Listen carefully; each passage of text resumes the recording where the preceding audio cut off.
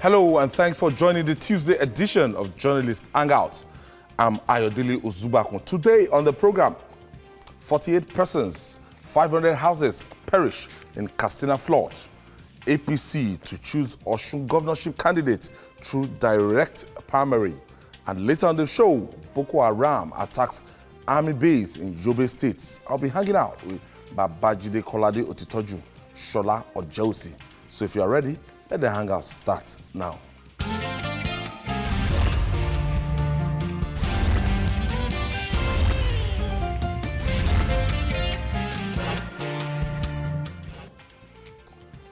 Thank you for joining us again. One tragic thing about disasters is that the strike were least expected. The recent tragic deluge in the northeast city of Katsina caught many victims unawares and left many in utter disbelief. Considering the climate of the city, a downpour in 10 communities of Jibia local government area has led to the deaths of about 48 persons. The heavy rain started on Sunday and lasted till Monday, causing river channels to overflow banks. It was another avoidable disaster of warnings of earlier forecast of the heavy rains by the Nigerian Meteorological Agency, NIMET, had been heeded. Right. Anytime we get this kind of warning, Jide, I remember in 2003 in Lagos or 2006 in Lagos, there was one rain during July, one bad July like that. It was as predicted that it was going to be, there was going to be heavy downpour that year and everything. This one in Katsina, killing 48 people. You seldom see that kind of rain, especially in that part of the country. Yes, the force of that rain was like a dam breaking. When I'm sure that some of us will remember the Jibia Dam disaster many years ago, more than 20 years ago, that destroyed economic trees, destroyed homes, killed many people. When a dam breaks, this is the sort of impact that it has. But in this case, the town, Jibia town, is actually divided into two by that river. That is the Jibia main town and the Magama Jibia.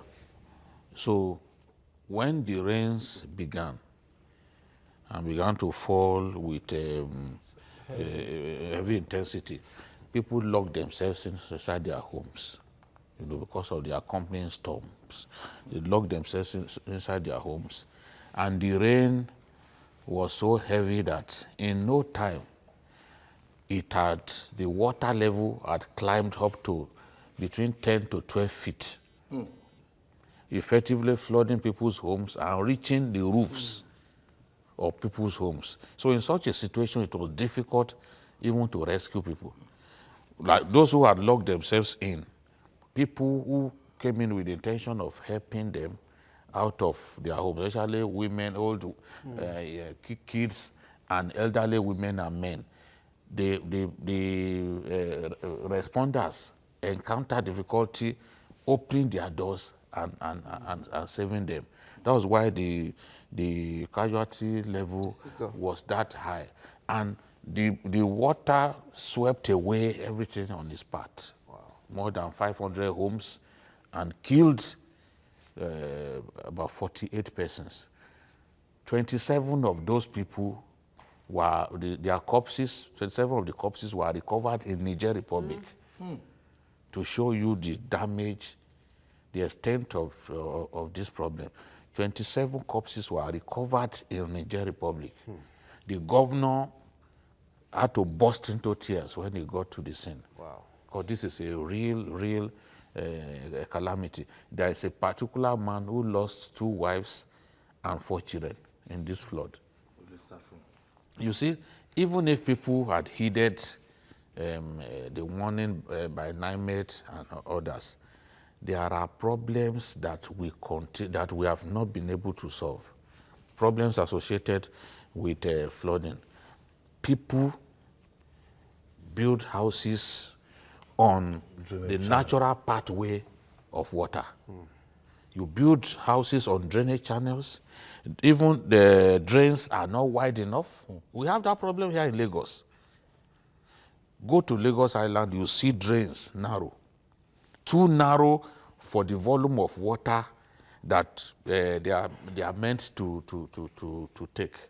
So even in Jibia, that problem, we saw that problem because the drains are too narrow, so the water spilled onto the road and completely flooded people's homes. It's a real disaster that happened in Jibia, and I can only pray for the survivors, that the government of Katsina State. I hope they will be able to provide succor for the people who are still alive, about 1,470 of them affected in IDPs. The governor has ordered another IDP for beddings. Of course.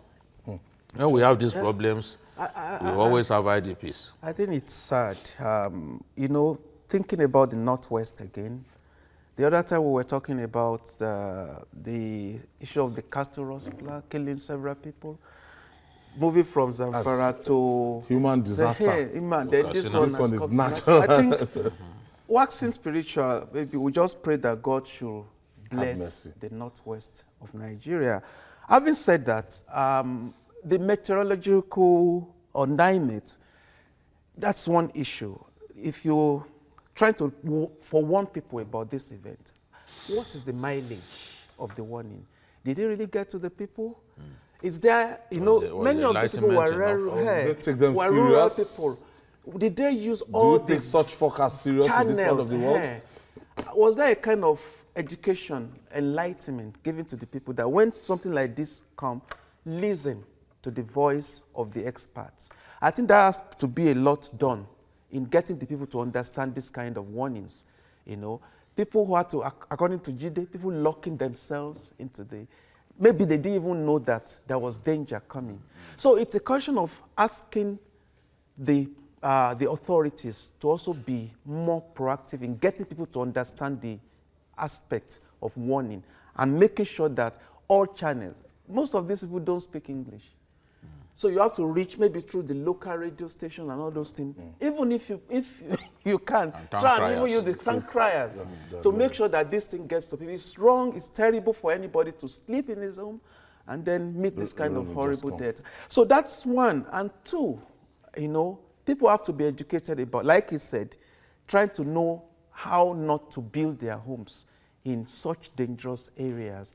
I think the authorities, the environmental ministries in those states should be able to enforce the law without minding. At times people go into sentiments about things like this. Eventually it becomes disastrous. So they have to enforce the law to help those people from themselves. People, yeah, there is a tendency to want to build the house. Everybody wants, because it's a kind of status symbol, a lot of things attached to having your own property.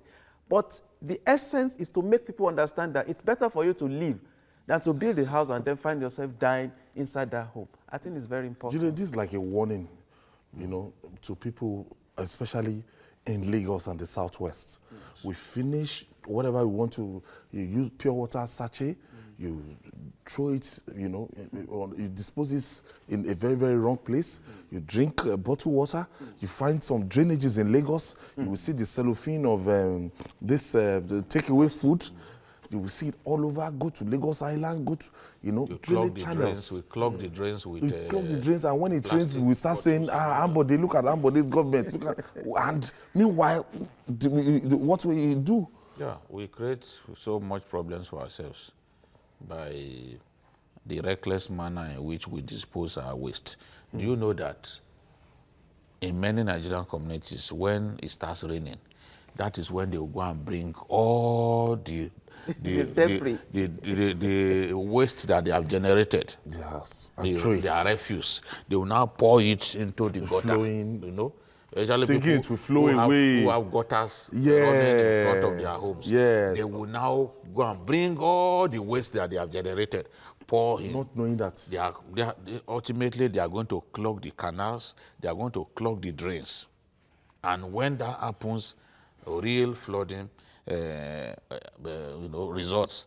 You know that in Ogun State, our neighbors here, you know that they had that problem. A flood killed up to 10 people, even more than 10 people. You know, the governor had to dash to the scene. He was attending an event, but he had to dash to the scene.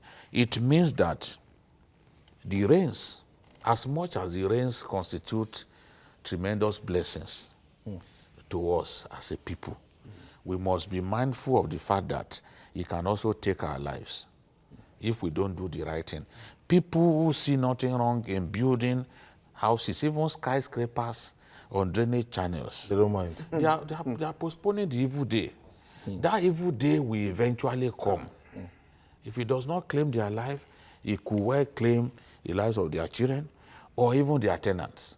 Yes. So people must do the right thing. I've had warnings, like when this dam in Cameroon was going to be opened, people were told, you know, that they should leave those communities. As the Lagos State government always warns, when this sort of thing is about to happen, oh, all of you living in riverine communities, vacate your homes. But people won't listen. They will remain there until death comes to take them. So we have to really take the right measures, and government has to be up and doing. All these rivers, our rivers, we must sustain the channelization of our rivers. Remember Ogunpa in 1980, in August 1980. If the channelization of Ogunpa River had been done, it would not have killed people the way it kills people. Okay. Once we have sustained rainfall, you should expect that there will be disaster coming with it, because we have not done the right thing. Mike is calling us from Abuja. Thank you for joining us, Mike. Congratulations for all the people are doing over there. Thank you, Mike. I want to say that what happened at Katsina is very, very exceptional. Katsina, of all places, we should be looking at the angle of climate change that results to extreme weather events. That's what takes place in that place. And also, the waterway, as we're talking about, when the water channel is filled up, it will spread.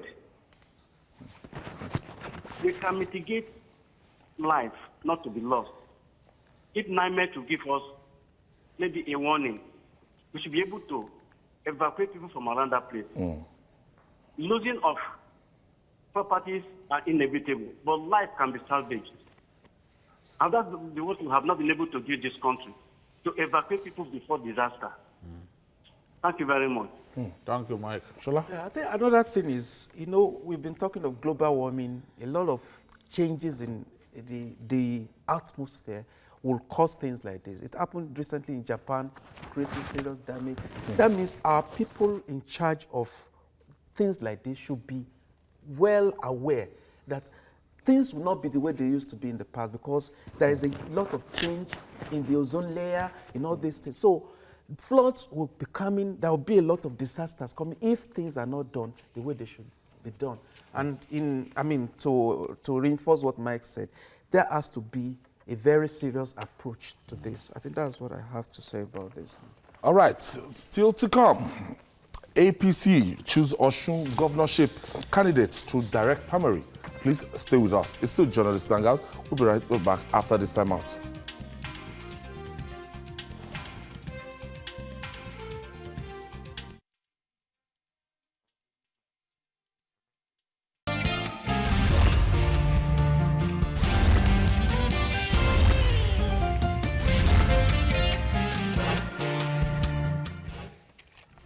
Welcome back. Still Journalist Hangout. In a democracy, the merit or the wise of the political process is not what matters, but the credibility brought to bear to make it work.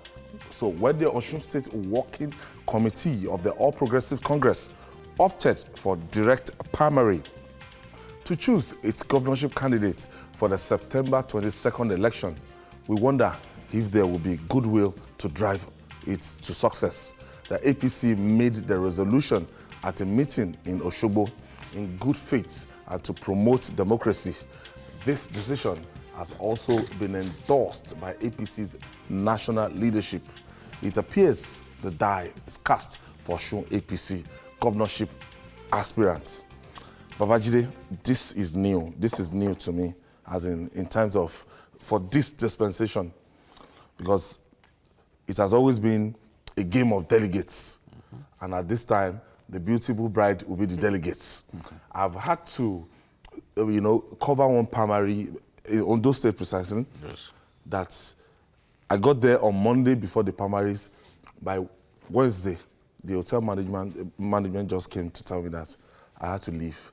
I said, why? I said, they booked this hotel for the delegates from Wednesday to Sunday, that all what they will eat, what they will drink. At that time, delegate is like the king. And looking at all the primaries we've covered, you discover that aspirants will try what they can do to go and camp their own delegates. Yes. Some will even get those delegates out of the states entirely. They will give them all they need. They will remove their phones. Including women. Yes. They will provide all that they need, including women, but they won't let them go out. Senator Judu was even saying it before the primaries. He said he was trying to call one of his coordinators. No, the phone was been outsmarted. He's been outsmarted. He's always, the delegate system is so heavily monetized and so fraudulent. It's always a game for the highest bidder. So if you are very rich, it's usually the richest candidate that emerges at the end of the day, because the delegates know there is boom time, so they come expecting to be paid heavily. And I can say that one of the best decisions that the Oshomole-led leadership of the APC has made is this one. Because why? It is going to put power in the hands of the people.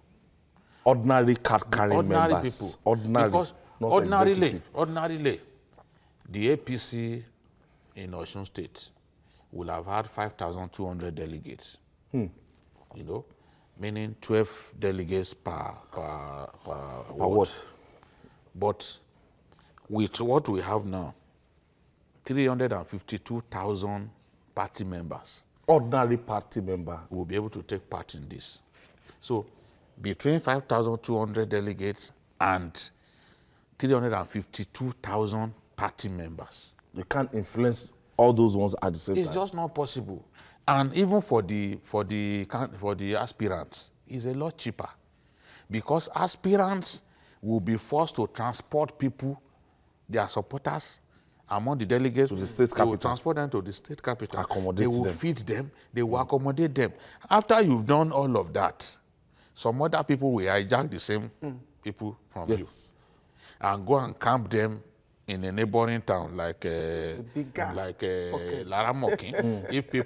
If they are doing primaries in Ado Ekiti, they will camp some of them in Laramokin and bring them with luxury buses to Akure, just to be sure that they won't be, some other people won't hijack them. Each of these guys, I heard that in the last election, in the last primary election in Ekiti, somebody gave as much as 250,000 per delegate. To so delegates. If we have 3,800 delegates. Now, in Osun State as we speak, somebody is planning to give 750,000 to each delegate. Wow. And 5,000 delegates. And give an Okada. So the slogan in Osun now is Dibo Funwa Ko Ramoto. Wow. That is the slogan. Osun. Dibo Funwa Ko Ramoto. In Ondo State, they came up with during the election. Yes. They came up with the inglorious slogan, Dibo Funwa Ko Sebe.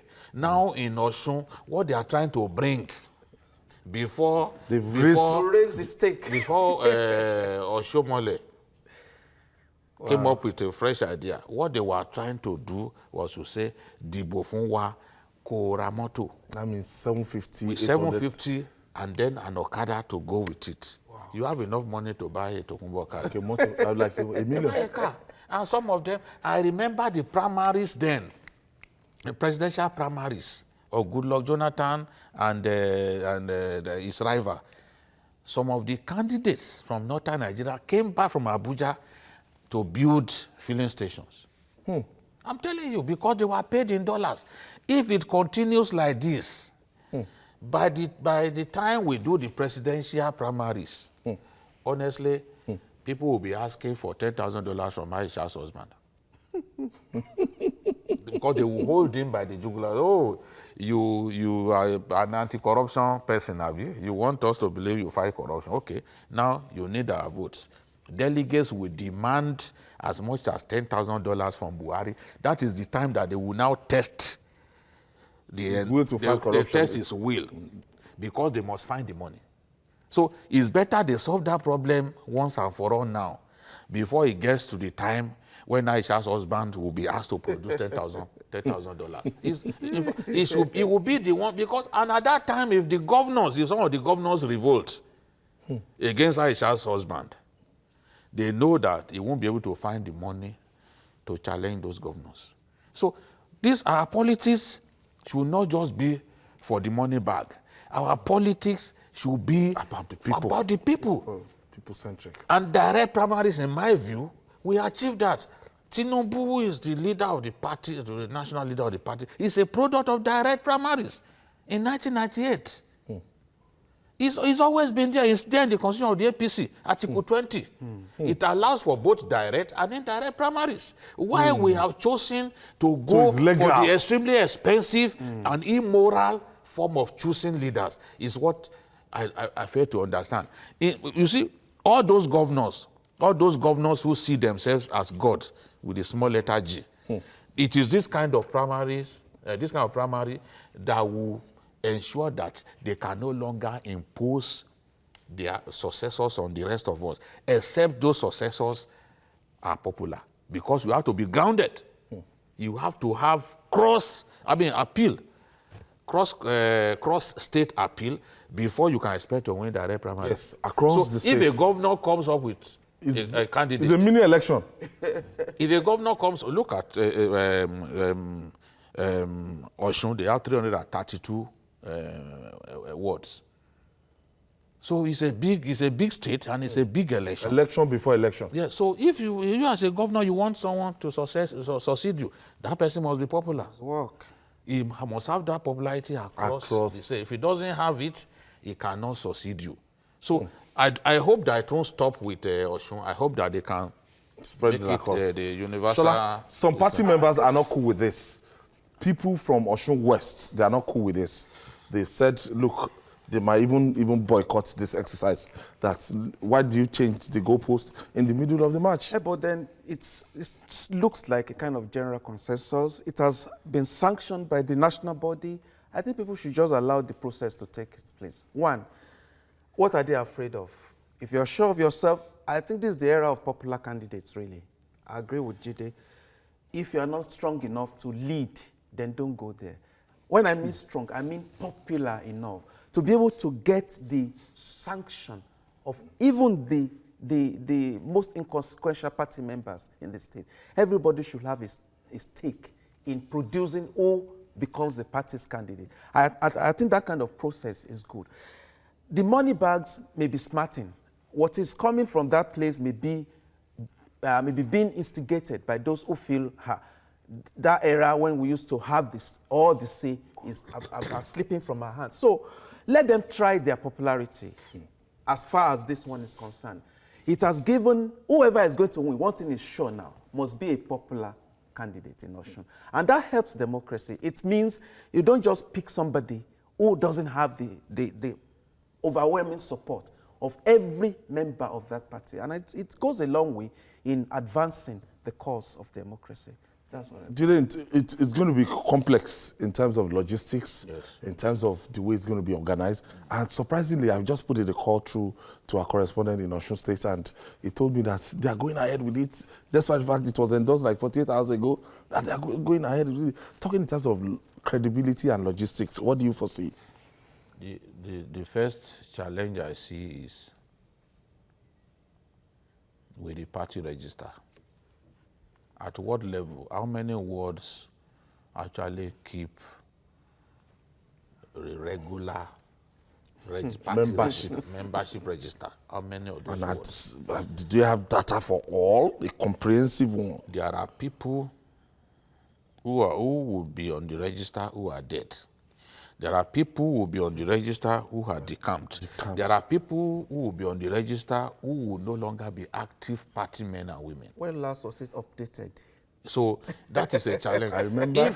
If this is something that the party just thought about and they are coming up with it, then it means they have to prepare thoroughly.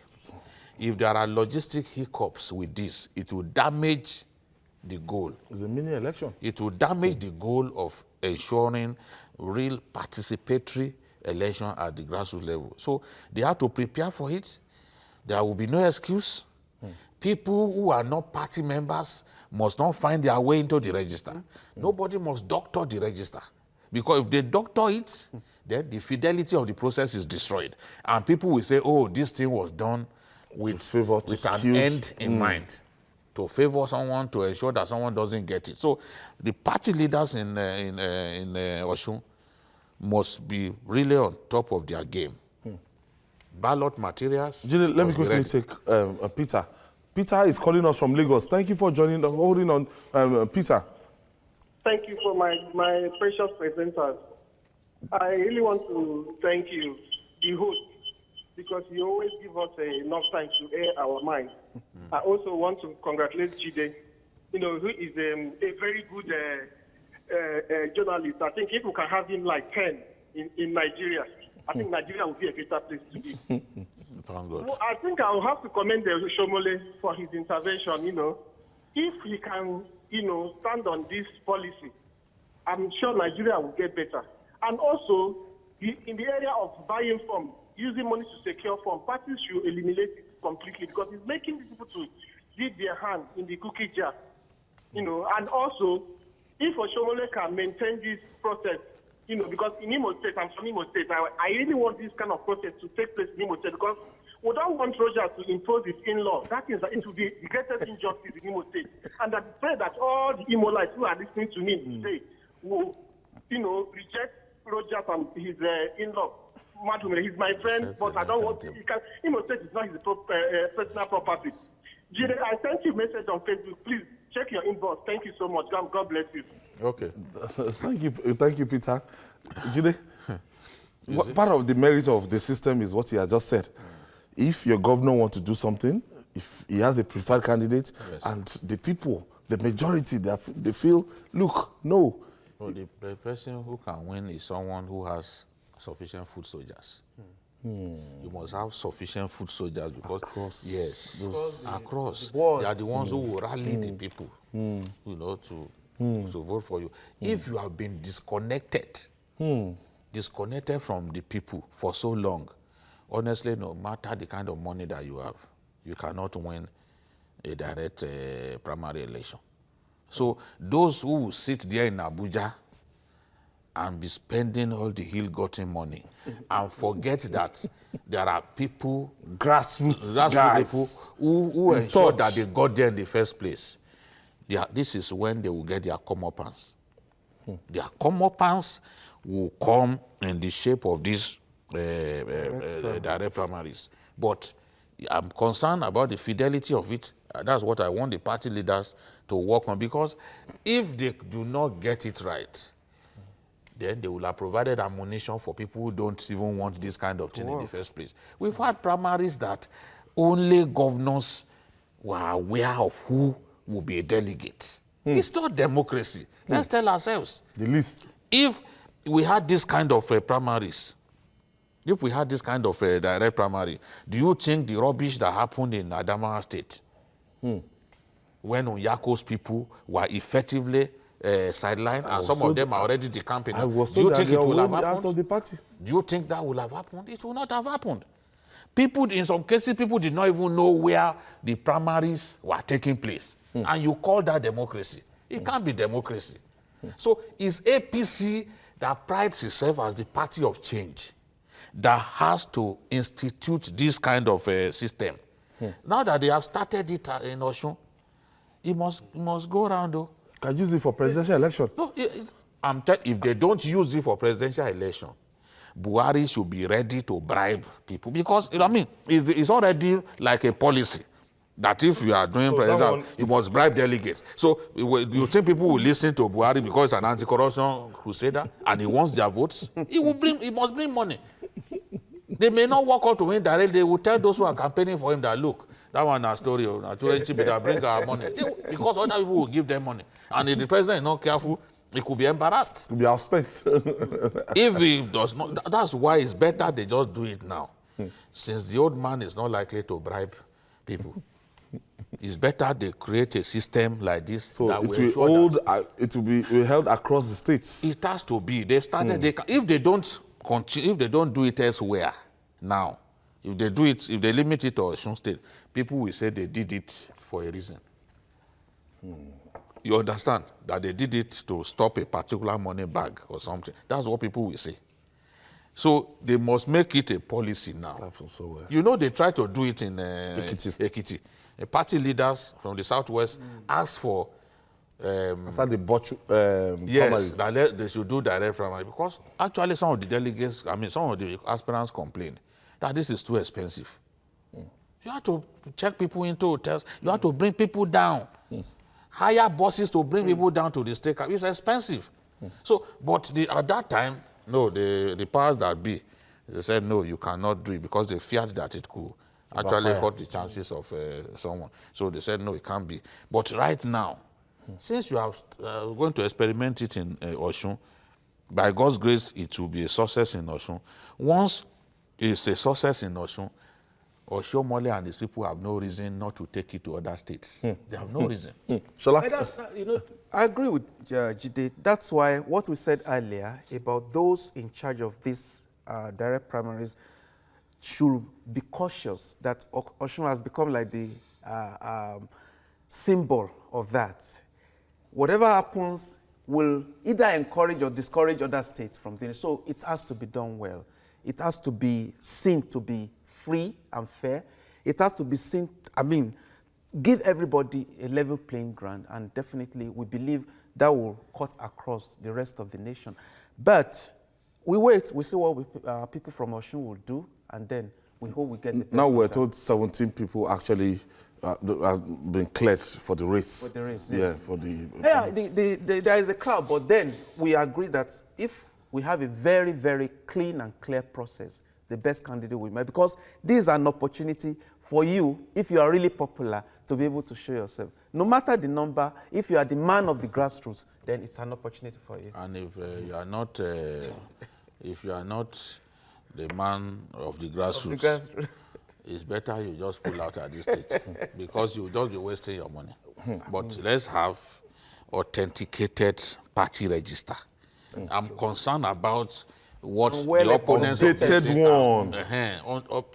authenticated. Nothing like last-minute membership. No. If they allow that to happen, then the enemies of this good process idea will hold on to something. I have Paul. Paul is calling from Ogun State. Thank you for joining us, Paul. Hello. Good evening. Good evening, Paul. Paul. To this issue of I'm surprised about what is happening in Nigeria. Hello? Yes, Hello? Go ahead, Paul.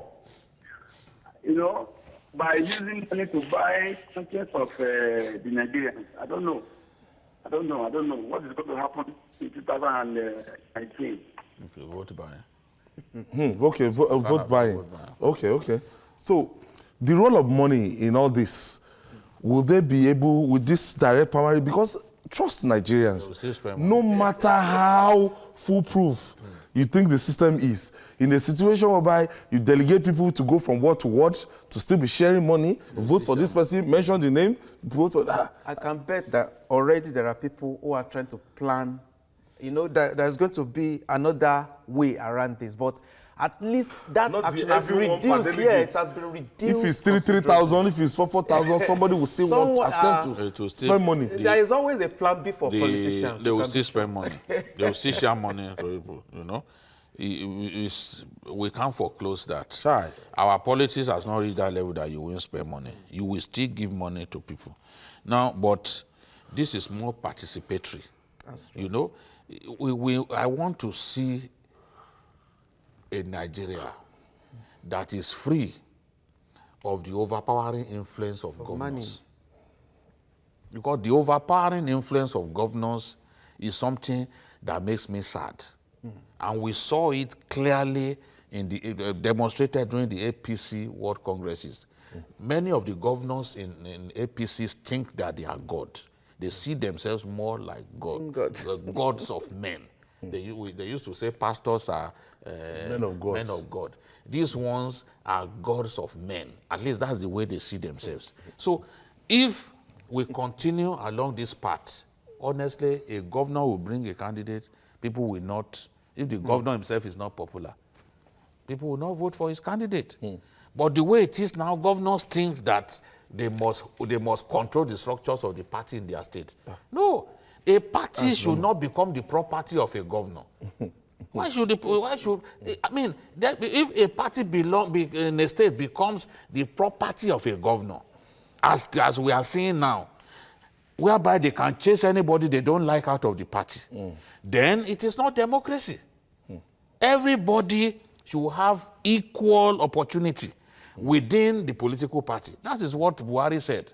But even some of the closest, so-called closest governors to Buhari were the ones who opposed the idea of having congresses. But thank God that reason prevailed to the shame of some of those governors. Today, APC conducted congresses right up to the level of convention, and it's something that makes some of us happy.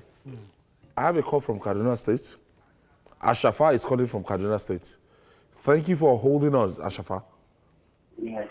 Good evening. Good evening. Babajide and all the panelists, good evening. Thank you, Ashafa.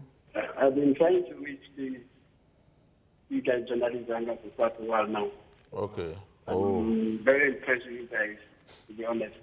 Congrats for succeeding. Finally. Breaking through. I get that a lot. Just like I won a lottery. Kana chicken go diakena.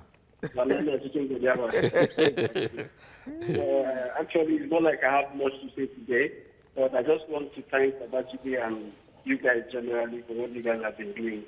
Because I can always see that Babajide in particular used to have a lot of things about what the weak Nigerians have in their head.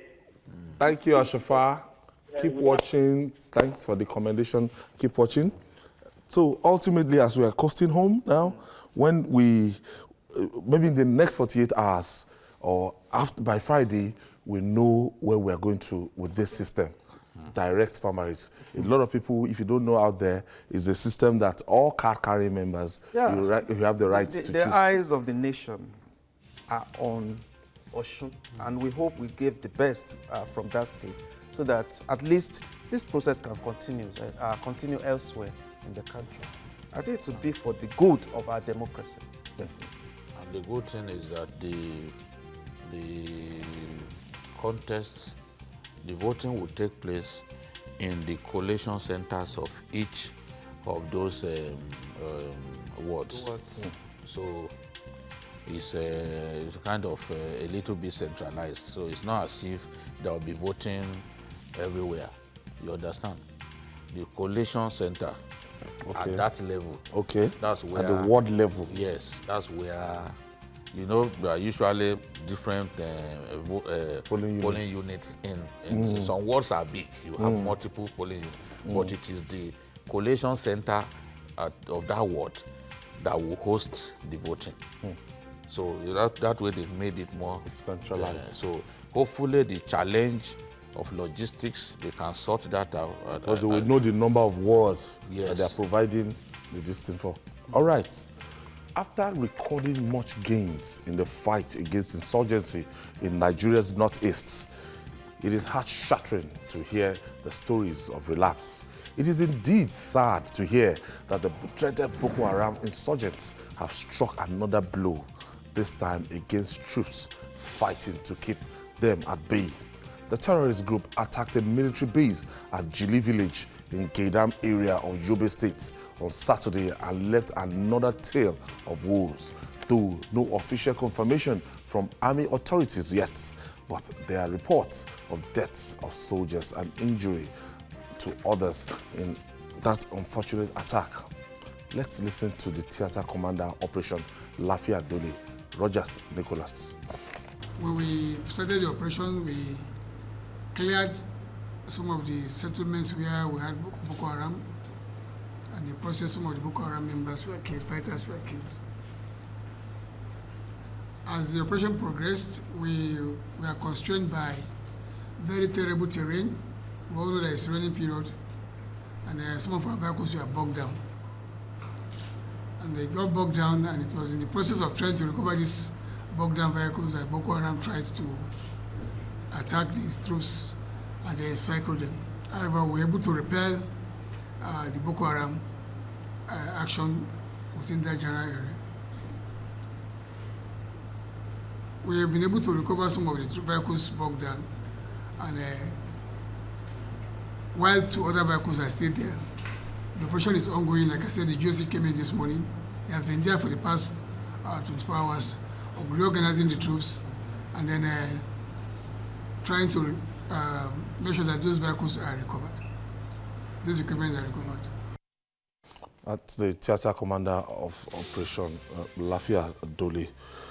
Babajide, can you give us an insight into this particular incident?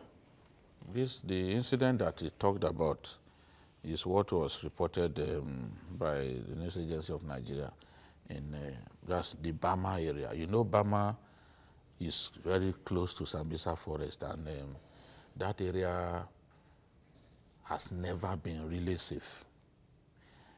Bama, the town itself. There was a time Bama was, burnt down. They destroyed, it's the commercial capital of Borno State. So they destroyed it more than they destroy any town. I don't know why Boko Haram targeted Bama like that. That's the hometown of Abba Kyari, by the way, the chief of staff. So now, that area, you will find that, I've now said it many times, what some people don't want to hear is that Boko Haram still operates in some parts of Nigeria, or that they are in a part of Nigeria where they freely operate. But it is the truth. You heard him saying that they are trying to clear them from some communities. Boko Haram are still in some communities in our country. It's a fact that God can attest to. No, but they will tell you not to say it. No, but anyway, if it is the truth, Jide will say it. These officers, including the theater commander, they are my friends. I respect the work that they are doing. But I have an obligation to say the truth now. That operation, when some people read the denial of the army, they felt, oh, this thing is a lie again. But you heard him saying that the operation continues. Why would the operation continue? The fact that some of their vehicles Days after, he said the operation continues. And he also admitted that some of their vehicles are still trapped. Ayo, there's really nothing in this beyond admitting that the enemy is still capable of doing damage. That is for Bama. The one we are talking about is what happened shortly after the Bama incident. When they attacked our soldiers, tried to encircle them, it would have been a bloodbath. Shortly after that one, then they attacked that Jili village. Jili village is not far from the Lake Chad area.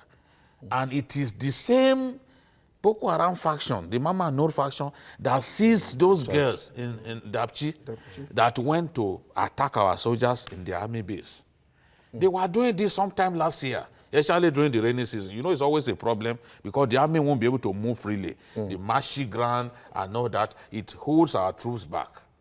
And that's why we always expect that when let's make progress during the dry season. Because when it begins to rain, the Air Force may be able to fly more frequently than they fly during the Harmattan.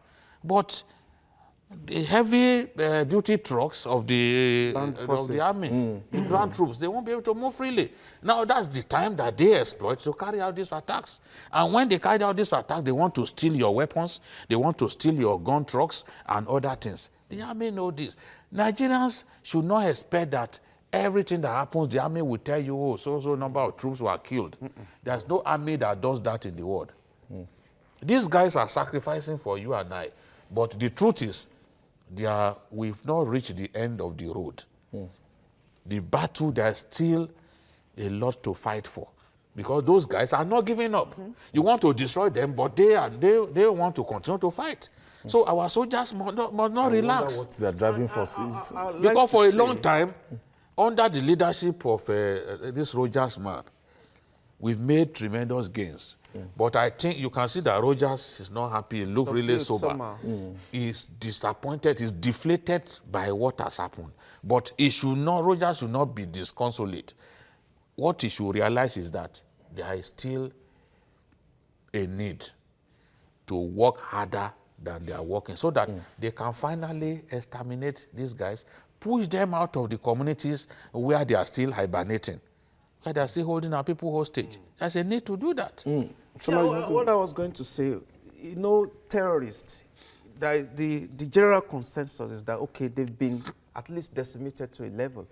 They want to always assert themselves. They want to prove occasionally that they are still there. And such pockets of attacks will always be expected. It's just to encourage our forces not to be disconsolate about things like this.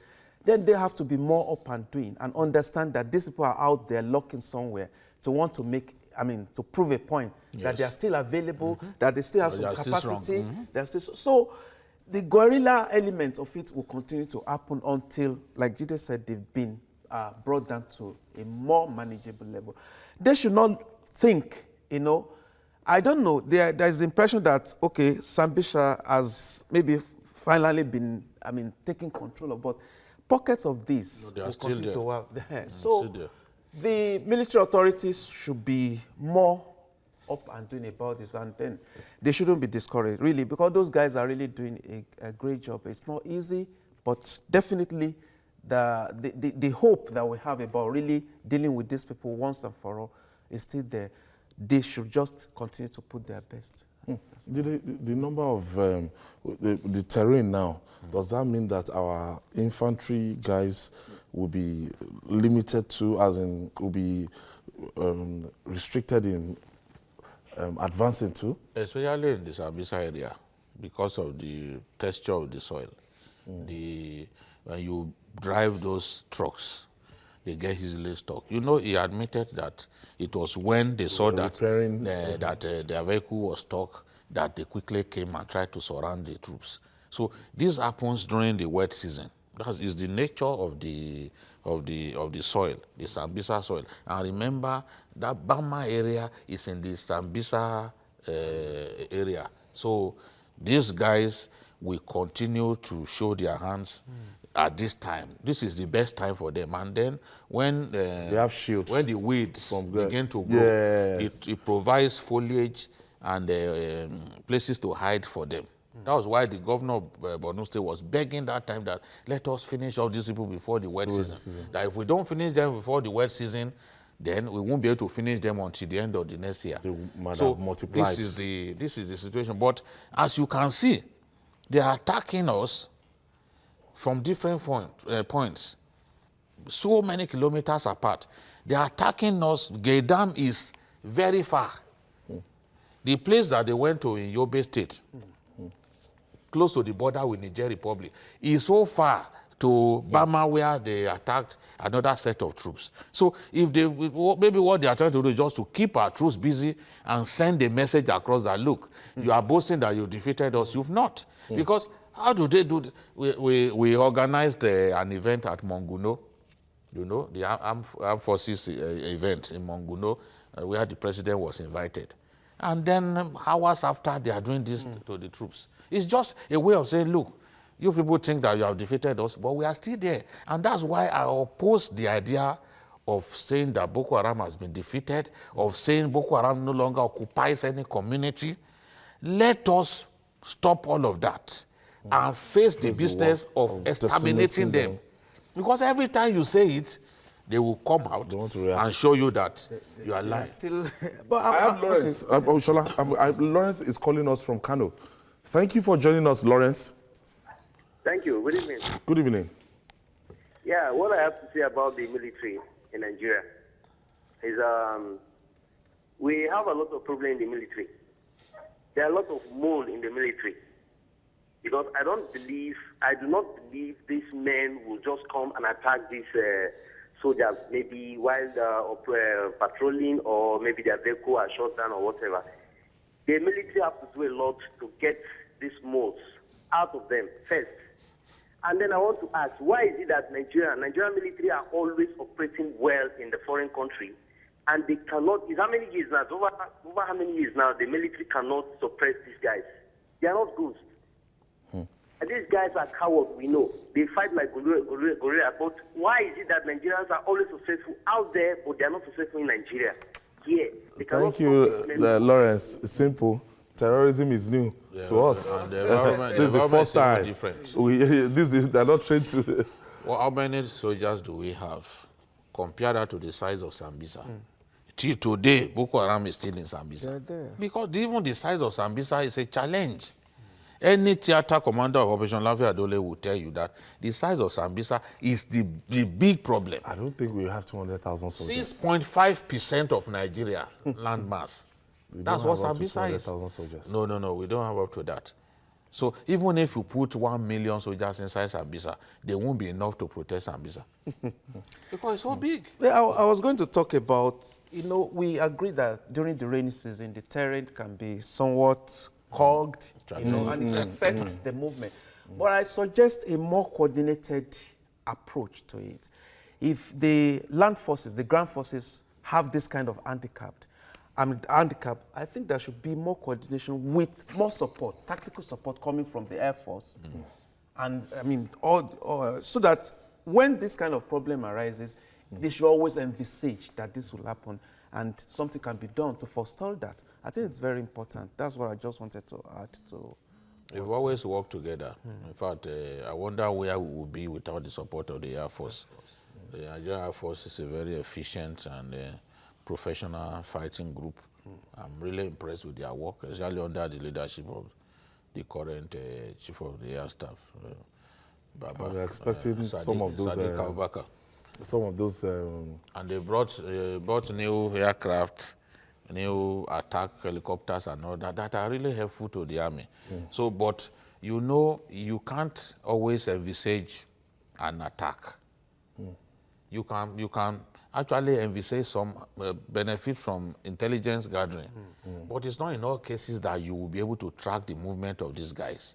So once they strike, you can call on the Air Force. The Air Force will come and help you to soften them up and take over the area. But it is not in all cases that we are able to do that because of the size of even the operating area.